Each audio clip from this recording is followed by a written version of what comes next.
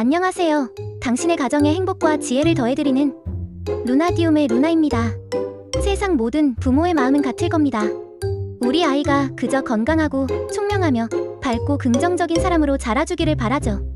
그래서 좋은 음식을 먹이고 좋은 옷을 입히며 좋은 교육 환경을 만들어주기 위해 최선을 다합니다.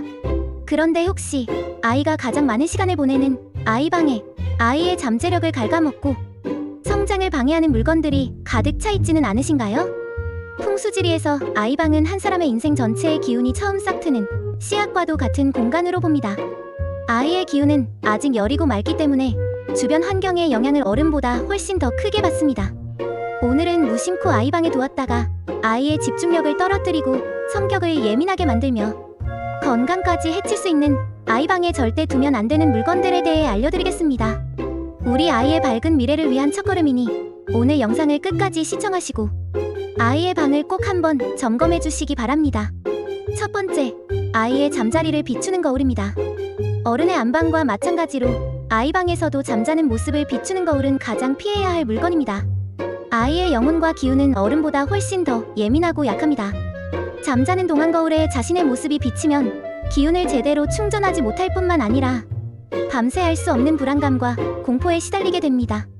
아이가 밤에 자주 깨거나 악몽을 꾸고 이유 없이 칭얼댄다면 혹시 거울이 침대를 비추고 있지는 않은지 가장 먼저 확인해야 합니다. 두 번째, 2층 침대입니다.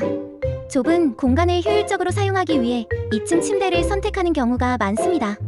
하지만 풍수에서는 2층 침대를 아이의 기운을 억누르는 대표적인 가구로 봅니다.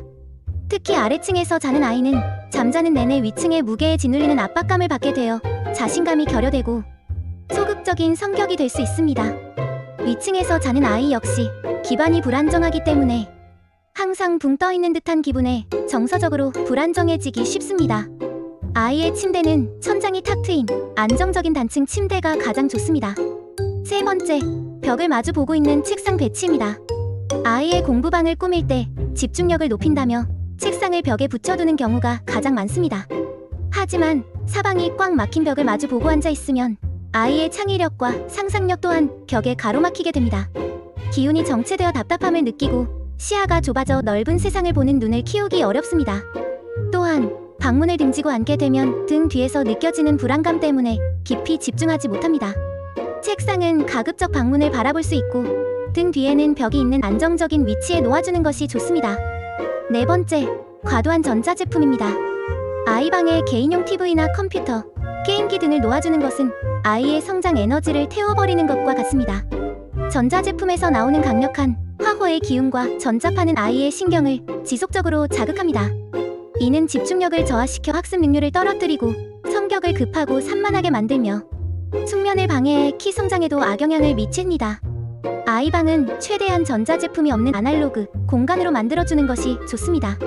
다섯 번째, 폭력적이거나 무서운 캐릭터의 포스터나 인형입니다.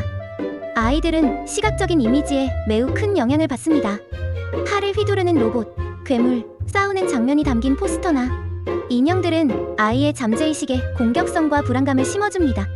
이러한 살기사치, 어린 물건들에 계속 노출된 아이는 자신도 모르게 폭력적인 성향을 보이거나 반대로 항상 겁에 질려있고 위축된 모습을 보일 수 있습니다.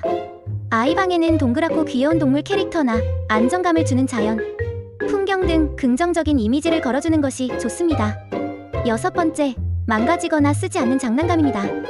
아이가 더 이상 가지고 놀지 않거나 부서지고 망가진 장난감을 버리지 못하고 방 한 구석에 쌓아두는 것은 좋지 않습니다. 망가진 물건은 깨진 운과 정체된 에너지를 상징합니다. 아이가 이러한 물건들에 둘러싸여 생활하면 과거에 집착하게 되고 새로운 것을 받아들이는 능력이 떨어지며 운의 흐름 또한 막히게 됩니다.